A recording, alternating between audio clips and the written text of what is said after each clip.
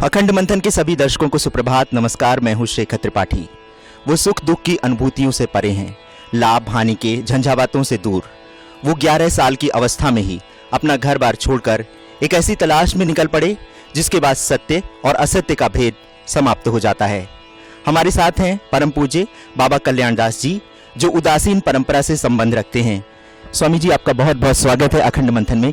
सबसे पहले ये बताइए कि 11 वर्ष का बालक आखिर क्यों घर बार छोड़ करके निकल पड़ा एक ऐसी यात्रा पर जिसका उस समय उसको कोई भी पता नहीं था? इस विषय में एक छोटी सी पुस्तिका निकली है, साधना यात्रा। उस घटना का हमने वहाँ पर उल्लेख किया है, किंतु संक्षिप्त रूप से आपको ये बता देता हूँ। हमारा जन्म स्थान हिमालय का है। हमारे पिताजी 3 भाई थे और बड़े भाई की कोई संतान नहीं थी, एक पुत्री थी। किंतु उन्होंने मेरे को गोद ले लिया था छोटेपन में। उनकी पत्नी जो थी वो बहुत सदृढ़ता की थी और हमसे पुत्र से अधिक वह प्यार करती थी। किंतु जो हमारे पर्वतीय भाषा में जिनको हम लोग बड़बोजू कहते थे, पिताजी के बड़े भाई, वो थोड़े स्वभाव के तेज थे। तो अचानक एक दिन हमारा जन्म ब्राह्मण कुल में हुआ था और जजमानी वृत्ति से जीवन यापन हो रहा था। हमारे पर्वतीय परंपरा के अनुसार 7 साल में जो है यज्ञोपवीत नहीं चूड़ाकरण संस्कार होता है, जिसमें बच्चे को केस काटे जाते हैं और 9 से 12 साल की उम्र में यज्ञोपवीत होता था उस समय, जिस समय में हमारी जो है हम वहाँ रहते थे बच्चेपन में। एक दिन किसी जजमान के यहाँ मेरे को जाना पड़ा, उन्होंने भेजा। तो वो जजमान बहुत करीब था, शायद वो जिस आशा से हमें भेजे थे वो हम नहीं ला पाए उनसे, तो उन्हें गुस्सा आया। तो मेरे से कहने लगे, तुम महाअकर्मण्य हो और जो है तुम एक भी काम नहीं कर सकते हो। तो मेरे मन में भी कोई ऐसा छोटा बालक था, मैं करीब लगभग 11-12 साल की उम्र रही होगी हमारी। तो मेरे मन अंदर से भी एक आवाज़ आई और वाणी स्वतः खुल पड़ी। वो मैं बोलने के इरादे से नहीं बोला या उनका अपमान करने के इरादे से नहीं बोला। अचानक मैंने कहा, देखें, अगर आपके प्रारब्ध में पुत्र होता तो आपका ही औरज पुत्र होता। आप दूसरे के बेटे को लेकर के कभी सुखी नहीं हो सकते हैं। तो उनको भी बहुत क्रोध आया और ये मैं बाद में भी उस वचन जो मैंने कहा मेरे को उसका पश्चाताप भी बहुत हुआ। इस वयोवृद्ध अवस्था को प्राप्त हुए उनको ये बात हमें नहीं बोलनी चाहिए थी, किंतु वो निकल गई। तो मेरे से कहने लगे, ठीक है, हमने तुम्हारा त्याग कर दिया है, कल सूर्योदय से पहले तुम हमारे घर में मत रहना। तो मैंने भी स्वीकार कर लिया हुई भावावेश में। तो मैं रात्रि भर जो है सोचता रहा और मैंने सोचा अब इन्होंने तो छोड़ दिया है और माँ बाप ने पहले इन्हें सौंप दिया है, अब हमारा संसार में कोई नहीं है, अब हम जो है कहीं तीर्थाटन में, या उस समय मेरे को इतनी जानकारी भी नहीं थी कि साधु होते हैं, तीर्थ का महत्व होता है, इतनी जानकारी नहीं थी हमें। तो हम एक अज्ञात स्थान की ओर चल दिए। तो इसी यात्रा में बहुत लंबी यात्रा का वर्णन है जो यहाँ पर कहना संभव नहीं है। उस साधना यात्रा के अंदर उसका उल्लेख किया है और यही घटना हमको हरिद्वार ले आई। हरिद्वार में से आगे करीब 25-30 किलोमीटर पर ऋषिकेश है। वहाँ गंगा जी के किनारे एक विरक्त महात्माओं की कुटिया थी। उस कुटिया में हमने निवास करना शुरू किया और अन्न क्षेत्र से जो है भिक्षा लाते थे, उसी से जीवन यापन होता था। पर मेरे को अच्छा नहीं लगा, क्योंकि अन्न क्षेत्र के उन लोगों के व्यवहार को देख करके, जैसे वो रोटी दे रहे हैं तो बहुत हम पे एहसान कर रहे हैं, ये सब मेरे को महसूस हुआ। हो सकता है उस समय की छोटी उम्र के कारण हमारी गलती भी हो सकती है, पर मेरे को ये महसूस ज़रूर हुआ। इन भावनाओं को मैं रोक नहीं सका। वहीं पे छोटी या पुरानी झाड़ी में हमारे एक विरक्त महात्मा थे जो बहुत अच्छे महात्मा थे। तो मैंने उनसे कहा मैं भिक्षा लेने के लिए नहीं जाऊंगा। तो कहते हैं क्या खाओगे? मैंने कहा गंगा जी का जल पी लेंगे, वही खाएंगे, मैं भिक्षा नहीं करूंगा। तो बड़े अच्छे संत थे, तो भिक्षा के लिए जाते थे खुद और मेरे लिए 2 रोटी मेरे को दे देते थे। तो उस समय छोटी उम्र होने के कारण मेरे को ये मालूम नहीं था कि ये महापुरुष की सदहृदयता है या महापुरुष हमसे स्नेह करते हैं या क्या था, इस विषय में हमने सोचा नहीं। तो 24 घंटे में हमें 2 रोटी मिल जाती थी, उसी से में हम गुजारा कर रहे थे। तो धीरे धीरे संतों की सान्निध्यता में, गंगा के किनारे, गंगा के प्रभाव से या उसकी अनुकंपा से या तीर्थ के प्रभाव से, तो हमारे मन में ऐसा लगा कि हम भी साधु बन जाएं। तो मैंने वो जो महात्मा रहते थे उनसे कहा, स्वामी जी आप मेरे को दीक्षा दीजिए। वो कहने लगे मैं तेरा गुरु नहीं हूँ, तेरे गुरु आ रहे हैं। वो बहुत अच्छे संत हैं, हिमालय में ही रहते हैं, विरक्त महात्मा हैं।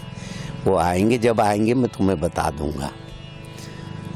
तो उन्होंने हमको, जब 2-3 महीने हमने वहाँ निवास किया, वो आए तो कहने लगे ये तुम्हारे गुरुजी हैं। तो स्वामी जी और उनकी चर्चा हुई हमारे गुरुदेव की, और उनका प्रचलित नाम मंगल मूर्ति था, स्थूल का आए थे। तो सब लोग उनको मंगल मूर्ति जी करके बोलते थे। तो वो कहने लगे मैंने व्रत ले रखा है कि मैं कोई शिष्य नहीं बनाता हूँ। तो वो स्वामी जी बोले जिनकी कुटिया में मैं रह रहा था, कहने लगे ये आपके प्रारब्ध में है, आपको इनको बनाना पड़ेगा। काल की गति थी, प्रारब्ध का योग था। गंगा जी के किनारे उन्होंने एक शिला में बैठा करके हमारा संस्कार किया। तो जो हमारी दीक्षा के संस्कार होते हैं वो पूरे हुए। उसमें वो महापुरुष की भी उपस्थिति थी। उनका नाम स्वामी दयानंद था। वो दयानंद जी की बात मैं नहीं कर रहा हूँ, जो पुरानी झाड़ी में अभी जिन्होंने शरीर छोड़ा वो और अलग, उनका नाम दयानंद था। वो महात्मा की मैं बात कह रहा हूँ। तो महाराज जी वहाँ पे 3 महीने ठहरे, 3 महीने में वहाँ रहा। तो अंत में स्वामी जी हमारे गुरुदेव हमसे बोले, कहने लगे देखो मैं विरक्त हूँ, मेरी कहीं कुटिया नहीं है, कहीं पे आश्रम नहीं है, न मेरे पास पैसा है, मैं पैसा छूता भी नहीं हूँ और पद यात्रा करता हूँ। तुम्हारे सामने 2 लक्ष्य हैं, एक तो विद्या अध्ययन करो, तो उसमें तुम्हें अर्थ की प्राप्ति, अर्थ की जरूरत पड़ेगी, और अर्थ का अगर तुम संग्रह कर सको तो विद्या अध्ययन करो। तो मैंने उनसे पूछा कि महाराज जी इसके बाद और कोई उपाय है? कहते या तो तपस्या करो, ईमानदारी पूर्वक तपस्या करो, और तब तक साधना करते रहो जब तक तुम्हें शांति न मिले। तो और भी महाराज जी बोले थे जब तक भगवत साक्षात्कार न हो, ये सब उन्होंने बोला।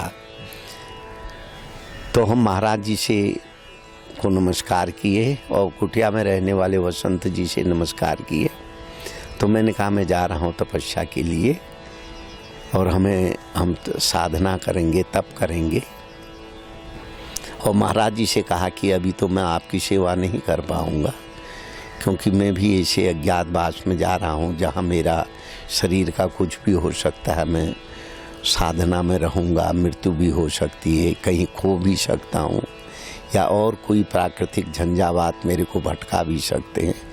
अगर मैं स्वस्थ रहा, ठीक रहा, अगर आपकी सूचना मेरे तक को मिल गई कि आप वृद्ध हो गए हैं और आपको सेवा की आवश्यकता है, तो मैं ज़रूर आपकी सेवा करूँगा। वहाँ से मैं सीधे नेपाल चला गया। नेपाल में पशुपतिनाथ के दर्शन करके नीचे मोरंग वन है, जहाँ हमारे बाबा बनखंडी जी की तपस्थली है। वो बहुत बड़े सिद्ध योगी थे, लगभग 350-400 वर्ष पूर्व। उनके विषय में उस क्षेत्र में बड़ी चमत्कारों की चर्चा है और अभी भी होती है। उनका एक धुना जलता था, उस धुने की तरफ 12 कोस के अंदर नेपाल की सरकार ने 12 कोस यानी कोस के जंगल को उनको दिया था। उसमें से वो लकड़ी काट सकते थे और धुनी में जो है लगा सकते थे, कोई प्रतिबंध नहीं था। वो घनघोर जंगल में था मोरंग वन। एक तरफ चतरा गद्दी थी, धरान था, एक तरफ विराटनगर था, एक तरफ नली थी। स्वामी जी, मैं आपसे ये जानना चाहूँगा कि जब आप निकले थे और आपको पता नहीं था कि आपको कहाँ जाना है, रास्ते में बहुत सारी मुश्किलें भी आई होंगी इस यात्रा में, जबकि आप हमेशा अब किसी भी जगह एक स्थान पर ठहरते नहीं हैं, तो कभी उन मुश्किलों से आपका मन विचलित नहीं हुआ? नहीं, कभी भी नहीं। साधना में भगवत कृपा, गुरु कृपा, भगवत कृपा ऐसी विलक्षण थी, हमें बल्कि आनंद आने लगा। कभी हमें भूखा भी रहना पड़ा और लोगों का अपमान भी बहुत सहना पड़ा। लोग हंसी भी बहुत करते थे और बहुत से गांव में तो पत्थर भी फेंकते थे लोग, पर हमें कुछ नहीं हुआ। हमें बड़ा आनंद आया उसमें। तो नेपाल में हम कुछ साल निवास किए। वहाँ पे एक महात्मा नर्मदा जी के तट से एक महात्मा गए थे, उनका नाम तो मेरे विस्मरण हो रहा है, यहीं के थे, जबलपुर के। तो वो महात्मा जी से हमने पूछा आप कहाँ रहते हैं, तो वो कहने लगे मैं नर्मदा के तट पर रहता हूँ। मैंने कहा नर्मदा कहाँ है? वो बताए, कहते नर्मदा बहुत प्रभावशाली नदी है और शंकर जी की पुत्री है, तुम भी चलो। मैं उनके साथ हो लिया। जी, मैं कुछ लोगों से हमने बात की तो हमें पता चला कि शायद ये नर्मदा का वही तट था जहाँ से आपने आगे की यात्रा की थी। तो जी, तो यहाँ अब आज आप उसी तट पे बैठे हुए हैं और मेरे ख्याल से बहुत समय बाद आए होंगे। कैसा महसूस कर रहे हैं आप यहाँ पर इस समय? नहीं, देखिए, अब तो माँ नर्मदा जी की बड़ी अनुकंपा हो गई है और माँ नर्मदा को जब हम नर्मदा जी के तट पर आए, उस समय भी हमारी रेख नहीं आई थी। मैं बहुत बच्चा था, क्योंकि एक साल 1.25 साल तक ही मैं वहाँ रहा था मोरंग वन में। फिर नर्मदा तट पर आ गए थे, वही महात्मा ले आए थे। तो सिद्ध बाबा की कुटिया है, वहाँ पर रहते थे। सवेरे हमको स्नान कराने के लिए करीब 4-5 बजे वो लाए। उस समय कोई ये सड़क भी कोई अच्छी नहीं थी, इतने साधन भी नहीं थे। कुछ पैदल चले, कुछ रिक्शे में लाए। वो कैसे लाए ये भी नहीं कह सकता हूँ, बहुत दिन हो गए, मैं भूल गया हूँ। तो यहीं पे आया तो उस पार से, ग्वारी घाट के उस पार से 2 महात्मा फक्कड़ साधु नर्मदा के किनारे स्नान करके भस्म लगा रहे थे। तो नर्मदे हर बोले, तो हमने भी, वो महात्मा भी नर्मदे हर बोले, तो उनके साथ हम भी नर्मदे हर बोले। तो वो महात्मा, नर्मदा जी का जल भी ग्वारी घाट में बहुत कम था, घुटने से नीचे था, लोग वैसे ही पार कर लेते थे, हम भी पार किए। तो उधर एक नीम का पेड़ था, उसके नीचे एक बंगाली बाबा रहते थे, उस समय की बात कर रहा हूँ। तो वहीं पे वो लोग ठहरे थे। मैंने उनसे पूछा आप कहाँ रहते हैं? कहते हम तो नर्मदा कंडी है। वो महात्मा बोले। एक का नाम राघव दास था, एक का नाम मोहन दास था। दोनों वैष्णव संत थे, महात्यागी संत थे। तो मैंने कहा क्या करते हो? कहते नर्मदा जी की परिक्रमा करते हैं। तो मैंने कहा कोई भी कर सकता है? कहते कर सकते हैं। मैं उनके साथ ही परिक्रमा में निकल गया और यहीं से हमने परिक्रमा उठाई थी।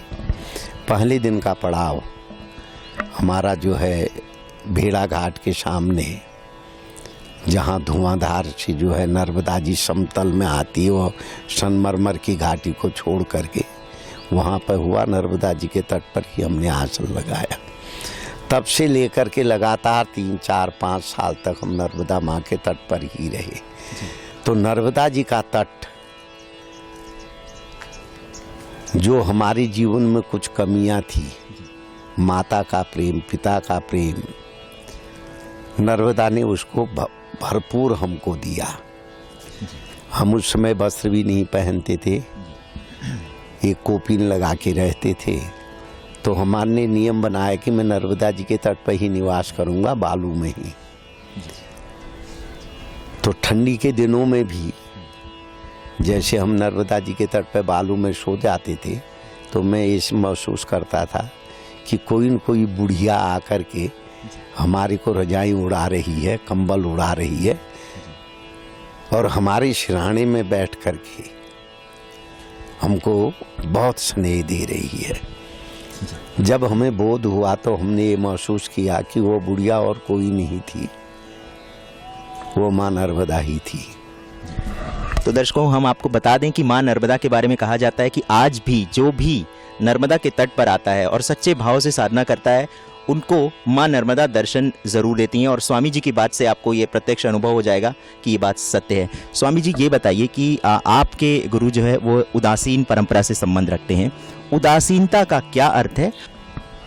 उदासीन शब्द का अर्थ है, उद नाम ब्रह्म का होता है, आसीन नाम स्थिति की होती है। हमारे यहाँ वैसे देखें, हमारे यहाँ अनेक तरह की परंपराएं हैं।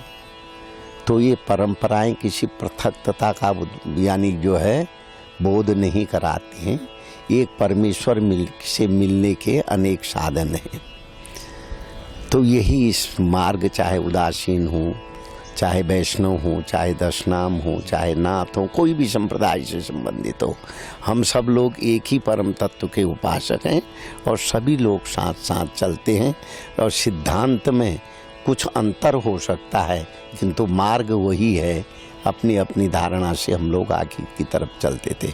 तो उदासीन संप्रदाय में जो है 4 तरह के संत हैं। एक कुटीचक हैं, एक बहुदक हैं। कुटीचक उसे कहते हैं जो आश्रम बना के रहते हैं, बहुदक उसे कहते हैं जो भ्रमण करते हैं, तीसरे परमहंस हैं, चौथे निर्वाण हैं, अवधूत जिसे कहते हैं। 4 हम लोगों की श्रेणियाँ होती हैं। तो हमको जो दीक्षा प्राप्त हुई थी वो अवधूत मार्ग की दीक्षा थी, निर्वाण मार्ग की दीक्षा थी, जिसमें साधना जो है धुनी में रह करके साधना करनी पड़ती थी। और उपासना कुल मिला करके हमारी हर संप्रदायों की एक ही है। तो वैष्णव लोग सगुण रूप से परमेश्वर की आराधना करते हैं। इतर जो संप्रदाय हैं वो लोग जो है प्रेषक मंत्र के द्वारा ही भगवान की आराधना करते हैं। वो संतों का गोपनीय विषय है, उसका यहाँ पर उल्लेख करना ठीक नहीं है। किंतु कुल मिला करके परंपरा में कोई भेद नहीं है। नाम अनेक है, किंतु वह एक तत्व का ही बोधक होती है। स्वामी जी, आपने हिमालय की जो घाटियां हैं वहाँ पे बहुत वर्षों तक रह करके साधना की है। आखिर वो कौन सा आकर्षण है कि जो भी योगी हैं, तपस्वी हैं, वो हिमालय की ओर चले जाते हैं? एक बात है, हिमालय की भूमि बड़ी पवित्र है। चारों तरफ जो है पर्वतीय वातावरण है, लोगों की संख्या भी कम है, हिमगिरी से बहने वाली दिव्य नदियाँ हैं, पहाड़ में गुफाएं हैं, खो हैं। अनंत काल से महापुरुष लोग अपना एकांकी जीवन जीने के लिए जो है हिमालय की वादियों में जा कर के साधना करते हैं। और साधना करने से उनको सिद्धि की भी प्राप्ति होती है, उनको पूर्णता की प्राप्ति होती है। इसलिए हिमालय की भूमि को पवित्र भूमि के नाम से जाना जाता है। और जिसके पीछे अनेक जो हैं हमारी यहाँ लोक कथाओं के माध्यम से वैदिक परंपराओं के माध्यम से, पुराणों के माध्यम से उस वातावरण का उल्लेख किया गया है। तो ये सब वो भूमि पवित्र होने के कारण महात्मा पुरुषों के आकर्षण का वो केंद्र रही है। स्वामी जी के जो गुरुदेव रहे वो उन्होंने आदिवासी इलाकों में जाकर के बहुत काम किया और वो आयुर्वेद के बहुत अच्छे जानकार थे। स्वामी जी, आपके गुरुदेव ने आदिवासी इलाकों में बहुत काम किया है और आपने भी काफ़ी आदिवासी इलाकों में काम किया है। किंतु संत जब सत्य का साक्षात्कार कर लेते हैं, सत्य मार्ग की ओर चलते हैं, उनके मन में किसी तरह का भेदभाव नहीं रहता है। रोगी सिर्फ रोगी होता है, भूखा सिर्फ भूखा होता है, असहाय जीवन जीने वाला व्यक्ति सिर्फ असहाय होता है। तो वह चाहे कोई भी हो सकता है, उसकी सेवा करना यह हमारी संत परंपरा में परमेश्वर की सेवा के समान माना गया है। तो सब में परमेश्वर है, परमेश्वर की ही हम सेवा करने इस भावना से, चाहे वनवासी क्षेत्र में निवास करने वाले लोग हों, चाहे हिमगिरी की उस गहन घाटियों में रहने वाले लोग हैं, चाहे कोलाहलपूर्ण शहरों में निवास करने वाले लोग हों, जो भी हों, सब में समान रूप से मानवता की सेवा करना यह हम लोगों का उद्देश्य है। स्वामी जी, हमारा आखिरी जो प्रश्न है वो आपकी साधना की जो प्रक्रिया है उसको लेकर के है कि गर्मियों में आप पंचाग्नि साधना करते हैं, बारिश में मेघांबर और सर्दियों में जलधारा। थोड़ी सी इस बारे में जानकारी दीजिए दर्शकों। ये साधना काल की बात है, क्योंकि हमारे महापुरुषों ने एक बात कही है, मन हमारे अंदर में एक महत्वपूर्ण इकाई के रूप में काम करता है। तो मन को जो है बाह्य आकर्षण बहुत आकर्षित करता है, तो वह बार बार उस आकर्षण के कारण बार बार विषयों में या और तरह की प्रवृत्तियों में संलग्न हो जाता है, जिससे मानव मन अस्थिर रहता है। तो तपस्या के द्वारा, साधना के द्वारा उस अपने मन को बार बार इस जो है तपस्या की में लगा करके उसको बाह्य विषयों के चिंतन से रोका जाता है। तो एक वो समय होता है, एक अवस्था होती है, साधना का काल होता है, जब उसमें साधक को सफलता प्राप्त हो जाती है, उसका मन स्थिर हो जाता है, यानी उसका मन जो है परिष्कृत हो जाता है, तब फिर साधक को जो है उस परम आनंद की सतत अनुभूति होने लगती है। इसलिए साधना काल में चाहे मेघडंबर हो, चाहे पंचाग्नि हो, चाहे जलधारा हो, यह साधनाओं के माध्यम से साधक को गुजरना पड़ता है। यह सिर्फ आत्म यानी जो है मन के संयम का उपाय, शरीर के में होने वाली जो इंद्रियों की प्रबलता है, इसको रोकने के उपाय के अंदर ये तपस्या की जाती है। स्वामी जी, आपने अखंड मंथन से अपना इतना अच्छा अनुभव बांटा, इसके लिए आपका बहुत बहुत धन्यवाद।